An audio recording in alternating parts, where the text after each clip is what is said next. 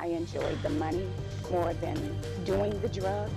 So I found my power in selling the drug and making the money. Just as many women have risen as leaders in the world of legitimate businesses, there are women who have held important positions in organized crime. These individuals indicate that the temptation of power and riches is not limited to men alone. Stay with us, as we will look at 10 women who have risen to positions of power via their intellect, ambition, and ruthlessness. Number 10. Griselda Blanco, Restrepo. Griselda Blanco Restrepo, often known as the Black Widow, was a Colombian narcotics lord who was involved in the Medellin cartel and Miami-based illegal substance trafficking from the 1970s until the early 2000s. Blanco and her mother relocated to Medellin after Bianco's birth in Cartagena, Colombia. So Medellin was where she began her criminal career, displaying early glimpses of her ruthlessness. Blanco's criminal proclivities became apparent at a young age. She allegedly abducted and attempted to collect ransom for a youngster from a wealthy neighborhood near her own when she was only 11 years old. Blanco had mastered pickpocketing long before she became a teenager. Her role in the narcotics trade expanded from Colombia to major U.S. cities, including Miami, New York, and California. Blanco illegally entered the United States in the mid-1970s using phony passports and resided in Queens, New York. There, she built a huge narcotics enterprise. Her illicit actions, however, caught up with her when she was charged with federal drug conspiracy in April 1975. She fled back to Colombia to avoid jail and eventually returned to the United States, settling in Miami in the late 1980s. Blanco's homecoming coincided with the growth of violent confrontations in Miami, where hundreds of people died as a result of the city's high crime rate. The surge of illegal substances into the city led to the formation of CENTAC 26, also known as the Central Tactical Unit, a combined narcotics trafficking operation by the Miami-Dade Police Department and the Drug Enforcement Administration. Blanco got actively involved in the drug-related violence that ravaged Miami in the late 1970s and early 1980s, dubbed the Miami Drug War. This time period saw an increase in narcotics trafficking that outpaced the popularity of distribution. Blanco's distribution network reached the United States, producing an incredible $80 million every month. Blanco's criminal empire, however, was struck a major blow on February 17, 1985, when she was captured at her Miami residence by the DEA. She was accused of attempting to produce, import, and distribute narcotics. She was found guilty in federal court in New York City and sentenced to 15 years in prison. Blanco faced new accusations in Florida while imprisoned. She pleaded guilty to those charges in 1998 and was sentenced to 20 years in jail. In 2004, she was deported to Medellin, Colombia. Her independence, however, was short-lived, as she passed away abruptly on September 2012. Blanco's last known sighting was in May 2007 at Bogotá Airport. The life story of Griselda Blanco has captivated filmmakers, singers, and artists alike. She has inspired significant roles in a number of documentaries. Number 9. Sebastiana Cotton Vasquez. Sebastiana Cotton Vasquez's incredible journey from modest origins as a peasant child in Malacotan, Guatemala, to becoming a powerful and vicious criminal leader in the country's narcotics trade is a riveting story. Vasquez, also known as Latana Donatana or La Dona, climbed to the top of her criminal organization and gained a reputation for her ferocity and cruelty. Vasquez had substantial narcotics trafficking links, including ties to the Dignavale cartel in Honduras and the network of Salvadoran narcotics boss Jorge Ulloa Cebrian, better known as Rapolio, who was apprehended in Guatemala in 2013. She also acted as a go-between for the Sinaloa cartel, commanded by El Chapo Guzman, using her ties in Colombia. Vasquez coordinated the movement of narcotics and money from Colombia to Guatemala, which was subsequently moved to Mexico and the United States through her direct connections. In February 2012, the Nicaraguan legal system began a trial against 16 people suspected of being members of the Los Charros cartel. During the trial, it was discovered that Vasquez, also known as Tana or La Doña, was in charge of all operations. An inquiry was made, which revealed that she had transported 40,000 kilograms of narcotics from Venezuela and Colombia to North America. Not only this, but Vasquez also participated in money laundering, and to hide it from the authorities, she camouflaged her illegal riches through real estate transactions and vehicles registered in the names of churches. She also opened 4 hardware stores to help legitimize her business. Vasquez also worked with a network of women across Latin America, including the infamous Mallory Chacon Rosell in Guatemala City and Yaneth Vergara Hernandez in Colombia. They created a formidable and resourceful gang that engaged in a variety of illegal operations. Vasquez's reign, however, came to an end when she was captured by the security forces in 2014. Despite her imprisonment, sources in Guatemala say Vasquez was freed in 2019 and reportedly returned to her hometown of Malacotan. Sebastiana Cotton Vasquez's experience shows the intricacy and reach of her actions related to narcotics trafficking.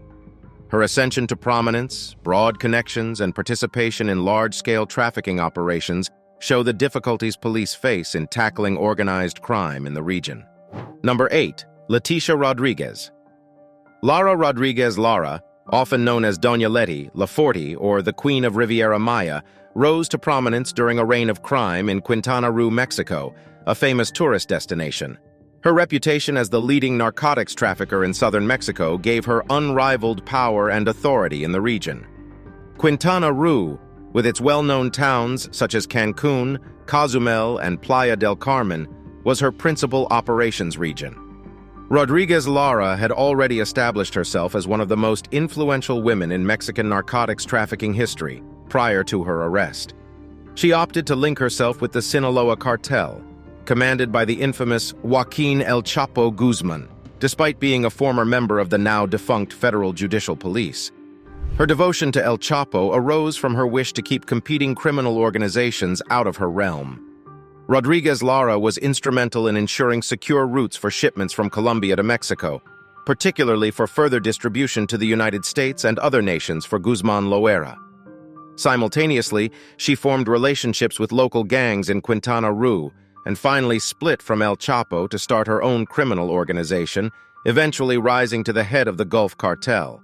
Rodriguez Lara needed to remove competing cartels such as Los Zetas, known for their brutality and cannibalism, as well as Los Pelones, an armed offshoot of another cartel, to strengthen her hold on the region.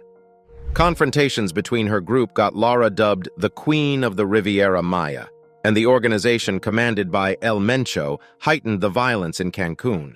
The violence escalated, with terrible mutilations and threats directed at Rodriguez Lara herself, but she seemed unfazed. Rodriguez Lara was detained in the state of Puebla on August 9, 2017, along with 3 accomplices, almost a month after her son was arrested. Following that, on April 10, 2018, she was formally charged in a criminal case for organizing and managing organized crime operations that disturbed public safety. The Attorney General's office made an unexpected find, unearthing around 1,500 security boxes holding money stashed under several names, giving insight into the breadth of her illegal operations. The arrest of Leticia Rodriguez Lara, the once feared Queen of Riviera Maya, dealt a severe blow to Quintana Roo's organized crime. Her arrest and ensuing judicial processes revealed the degree of her involvement in illegal activities, presenting a vivid picture of her dominance over the region's unlawful operations. Number 7. Angie San Clemente Valencia. Angie San Clemente, a former Colombian beauty queen and lingerie model, led a fascinating double life. Behind her gorgeous facade, she oversaw one of the greatest drug syndicates, earning her the moniker Drug Queen Pin. Valencia, who was born in Colombia, rose to fame after winning the Reinado Nacional del Café, a prominent national beauty contest. Her ultimate desire, though, lay beyond the runway. She became involved with The Monster, a Mexican narcotics lord, but their relationship eventually worsened, prompting Valencia to break away and start her own cartel. Valencia's charm and cunning helped her develop her empire. She made use of her modeling ties to recruit unsuspecting young models as dealers and peddlers. She referred to them as her unsuspicious, beautiful angels. These models were paid handsomely for transporting illegal substances from Argentina to England via Cancun, earning up to $5,000 per trip. Valencia's alleged conspiracy came to an end when a 21-year-old lady was apprehended at Buenos Aires' Ezeiza International Airport with luggage holding a whopping 55 kilograms of narcotics. Surprisingly, the pills were put in plain sight, implying that airport staff were involved. Authorities initiated an inquiry to look into possible links between the syndicate and airport personnel. Valencia was forced to flee as the net closed in. She escaped capture in Argentina by escaping a hotel where she was staying with her devoted Pomeranian. Interpol issued an international arrest notice for her, escalating the hunt for the attractive narcotics queen. Valencia's dazzling exterior finally broke on a fateful day in May 2010. She was captured at a Buenos Aires hostel while attempting to conceal herself by dyeing her hair blonde and registering under a fictitious identity. The authorities managed to apprehend the elusive beauty. Her time in prison was marred by violence, prompting officials to move her to a separate facility for her own protection. Despite the gravity of her offenses, she served barely half of her initial 6-year, 8-month sentence. Unexpectedly, a twist of fate granted her freedom from the confines of prison, and she was deported back to Colombia in September 2013, leaving a trail of mystery and unresolved questions behind her. The story of Angie Clemente Valencia, the beauty queen turned narcotics lord, serves as a warning that evil may lie under the surface, even in the realm of glamour and beauty. Number 6. Sandra Avila Beltran. Sandra Avila Beltran, often known as La Reina del Pacifico, has left an everlasting stamp on Mexico's drug cartel landscape. Her life is a narrative of familial ties, illicit affairs, daring escapes, and ascension to prominence in the male-dominated world of narcotics trafficking. Avila Beltran was born in Baja California into a family with significant links to narcotics trafficking. Alfonso Villa Quintero, her father, was a cousin of Rafael Caro Quintero, a significant player in the Guadalajara cartel. She also has ties to the Beltran Leyva brothers, powerful leaders in the Sinaloa Cartel Federation. Her criminal career appeared predetermined because she was a third-generation trafficker in her family. The personal life of Villa Beltran was fraught with peril and sorrow. She had associations with a number of notable drug lords, which elevated her position in the underworld. Her 2 husbands, both former police officers turned smugglers, were mysteriously assassinated. Her friendship with Juan Diego Espinoza Ramrez, alias the Tiger, a major player in Colombia's Norte del Valle cartel, brought her greater fame, however. For years, Villa Beltran eluded authorities by carefully concealing her activities. However, when her teenage son was kidnapped, she unexpectedly sought aid from the police. While she was successful in rescuing her kid, her actions created suspicions and prompted an inquiry. Villa Beltran and Espinoza Ramrez were ultimately apprehended in Mexico City in 2007 after 4 years and the efforts of 30 federal officers. Avila Beltran was charged with money laundering for smuggling narcotics worth billions of dollars from Colombia to Mexico. Despite her high-profile lifestyle and connections, the evidence against her was sufficient, and she was found guilty. After various legal fights in 2012, she was caught in the intricate web of international law enforcement. She found herself subjected to the process of extradition, ultimately leading her to the United States to confront the grave charges related to narcotics possession and trafficking. Even after her incarceration, Villa Beltran continues to capture headlines as a vital connection between the Sinaloa cartel and one of Mexico's most powerful criminal organizations. In an unexpected turn of events, she wrote a book titled The Queen of the Pacific, Time to Talk, which was based on a series of jail interviews with Mexican writer Julio Scherer.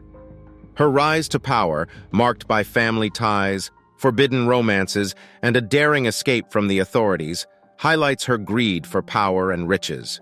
Number 5. Jemeker Thompson. Jemeker Thompson Hairston, a fascinating person in American criminal history, rose to prominence as a narcotics dealer during the 1980s crack epidemic that ravaged the country. She developed a tremendous narcotics enterprise in the rough neighborhoods of South Central Los Angeles, organizing a network of distributors spanning many cities. Thompson's involvement with the trade began in her childhood. At the young age of 8, she witnessed the brutal reality of poverty when she and her mother were evicted from their flat, leaving their belongings strewn outside. This watershed incident fueled Thompson's drive to gain power and accumulate wealth. She excelled in track and field when she was just a high school student. She fell in love with Anthony Daff Mosley, a narcotics dealer. Thompson, eager to prove herself, began collecting money on his behalf. Thompson became involved with narcotics while still in high school. Surprisingly, she began selling 3 to 4 kilograms of the illegal substances each week. Thompson and Daff married in 1980 and started dealing together. Thompson and her husband acquired a beautiful mansion in Encino, California, while her company grew. Their lifestyles appeared to mirror the trappings of prosperity. Daff, on the other hand, was mercilessly slain. Agents from the DEA, also known as Drug Enforcement Administration, who had been watching Thompson's operations, expected her illegal organization to fall in the aftermath of her husband's death. Thompson surprised everyone by making a stunning recovery. Thompson extended her activities in 1984 by hiring distributors countrywide and developing direct links with Colombian manufacturers. Her relentless desire drove her to start an apparently genuine firm specializing in hair distribution and selling wigs and hair extensions. While Thompson said it was a legitimate business, police felt it was a ruse to launder her narcotics money. When Thompson's business partner, Percy Cheese Bratton, was captured with a large amount of narcotics in his hands, and the tide shifted against her. Bratton negotiated a bargain with investigators in order to provide the evidence required to indict Thompson. Thompson proceeded on a frantic escape in order to avoid arrest. However, at the age of 31, she was captured during her son's 6th grade graduation ceremony. Thompson was charged with many counts of money laundering and conspiracy to distribute narcotics. She was convicted after being indicted and began serving a 15-year jail sentence. Thompson's compelling narrative captivated the media and the general public. In fact, she was featured in an episode of the 2nd season of Netflix's Drug Lords. Thompson's astonishing climb and the millions she gained in the perilous trade were explored in the episode, which aired on July 10, 2018. She desired to be in charge of her own fate, which led her down a road that transformed her into an infamous drug lord. Number 4. Maria Licciardi. In the vibrant city of Naples, a magnificent lady evolved as a force to be reckoned with amidst the violent feuds of the organized criminal clans.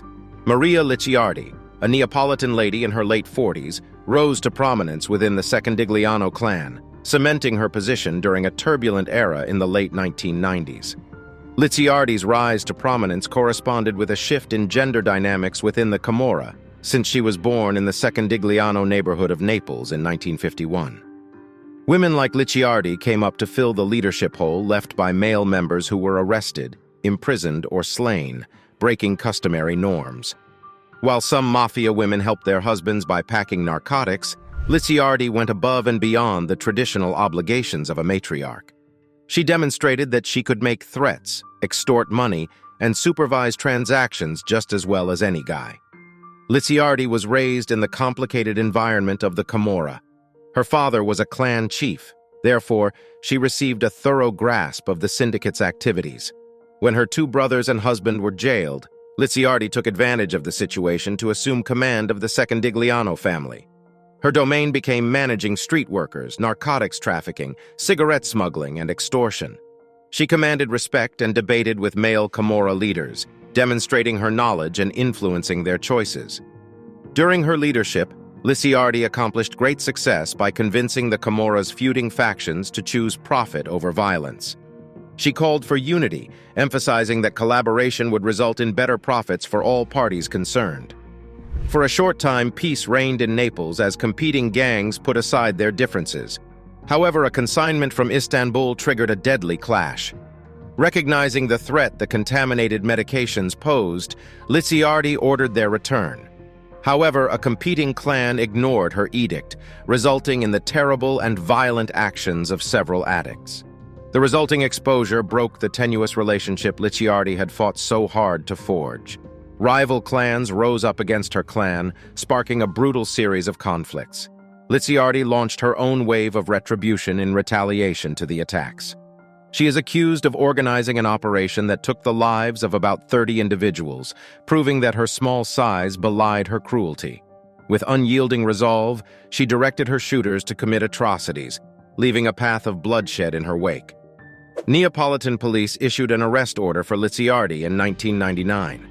During a raid, they were able to apprehend 13 mafia bosses, but Licciardi escaped and went into hiding. It wasn't until 2001 that she was captured by police. Licciardi's reign of terror ended when she was apprehended during a routine traffic stop outside of Naples. Licciardi has been imprisoned since her capture. Her once dominant authority has diminished, but her reputation is written in the pages of Camorra's history. Number 3. Enedina Arellano Felix. Enedina Arellano Felix de Toledo is a name that frightens people involved in the Mexican narcotics trade. Enedina was born on April 12, 1961, into a prominent family of narcotics dealers, making her fate appear predetermined. What distinguishes Enedina from her siblings is her astonishing climb to prominence as the famed Tijuana cartel's leader, breaking barriers as one of the only women to run a criminal organization. Enedina's adventure into the crime syndicate began in Mazatlan, Sinaloa. She aspired to be the Mazatlan Carnival Queen when she was 16 years old. Her ambitions were dashed, however, when her brothers, Ramon and Benjamin, became sought after by both the Mexican and U.S. governments. Enedina enrolled at a private institution in Guadalajara, where she excelled academically and finished with a bachelor's degree in accounting, determined to pursue her own path. Enedina secretly joined the family company in the mid-1980s, working behind the scenes as the authorities concentrated on her brothers. The Tijuana cartel was under their control, although Enedina didn't come to public attention until the year 2000, when a financial genius inside the organization was killed. She became the cartel's backbone thanks to her competence in money laundering and financial management. Enedina's leadership position was cemented in 2008, following the arrest of her brother Eduardo. With most of her siblings either in prison or deceased, she grabbed the chance to take over the Tijuana cartel, an extraordinary step in a male-dominated environment. Enedina, known for her business-like vision, attempted to change the cartel's violent reputation into a more planned and measured approach. Enedina, unlike her brothers, preferred to form relationships with other criminal organizations rather than resort to deadly violence. This adjustment in tactics garnered her the respect and adoration of the cartel's members, as well as the attention of international law enforcement organizations like the Drug Enforcement Administration. She became a trendsetter, demonstrating that women could lead criminal businesses just as well as men. The importance of Enedina to the Tijuana cartel cannot be overstated. The organization has evolved, survived, and even prospered under her guidance. Attempts by the Mexican authorities to dissolve the cartel have met with tremendous resistance, owing in large part to Enedina's strategic skill. She has broken cultural expectations by questioning the concept that criminal leadership is only reserved for men. Number 2. Rosetta Cutolo. Rosetta Cutolo was a lady whose influence and power in the Italian criminal underground were as mysterious as her piercing ice eyes. Rosetta Cutolo, Raffaele Cutolo's sister, was born in January 1937 and was the legendary head of the Nuova Camorra Organizzata, an organization that intended to restructure and revitalize the Camorra. Rosetta, in contrast to her colorful and attention-seeking brother, preferred a quiet and simple existence. She lived in Ottaviano near Naples for years, caring for her roses while living with her mother. However, underneath her modest exterior was an unstoppable power. Rosetta became the primary force behind her brother's operations, carefully delivering his commands from his jail cell and cultivating his devoted supporters outside.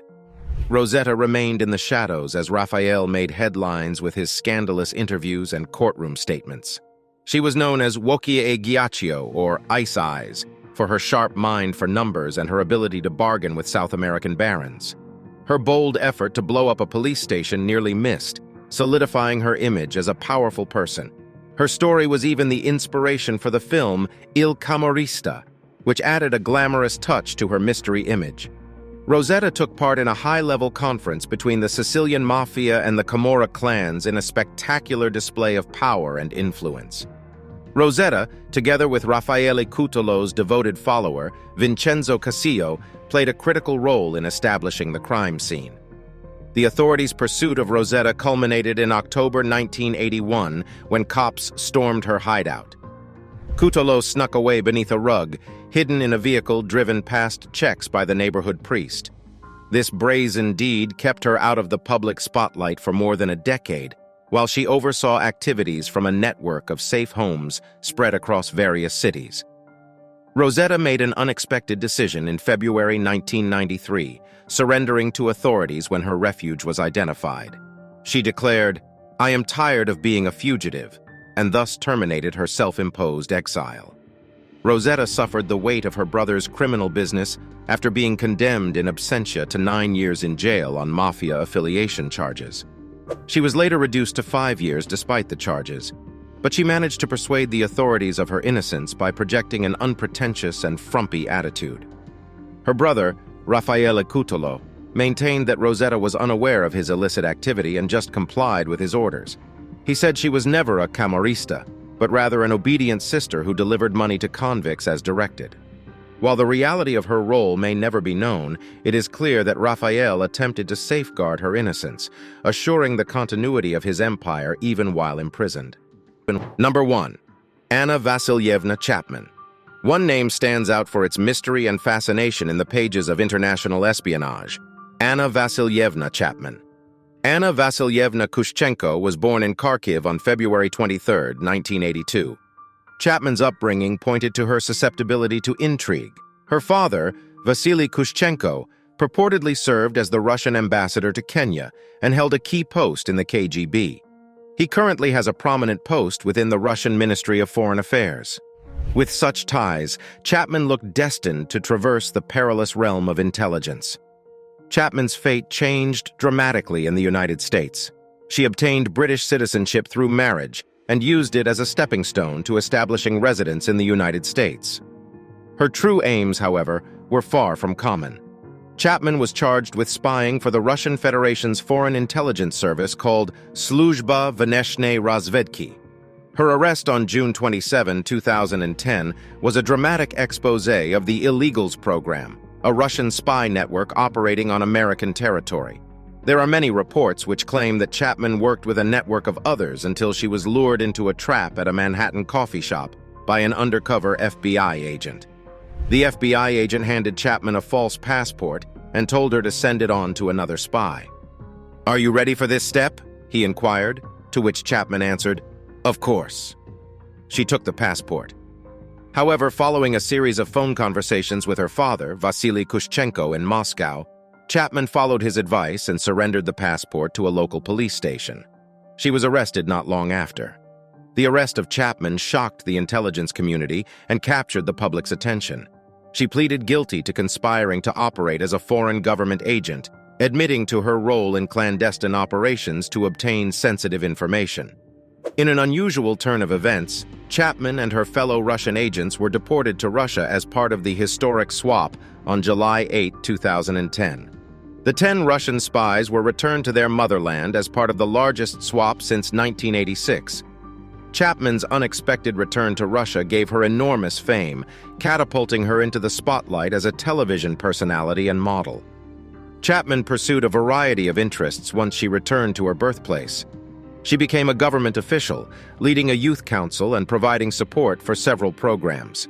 Her fascination, however, did not end there. Chapman also pursued a modeling career, dazzling the catwalks of Russian fashion events with her engaging style and attractive personality. Her participation in the media business extended beyond modeling. Chapman took up the challenge of hosting her own television show, solidifying her position as a famous figure in Russian pop culture. Chapman's arrest and subsequent ascent to fame drew a lot of media attention. Her stunning beauty, along with her ties to the Russian Federation, earned her the nickname "the Red Under the Bed" from various media publications. Magazines and blogs analyzed her fashion choices and sense of style, and tabloids couldn't get enough action figures modeled after her. She became a frequent guest at upscale New York City clubs and restaurants, adding to the public's interest in her luxurious lifestyle. We hope you enjoyed this video. We'll see you in the next one.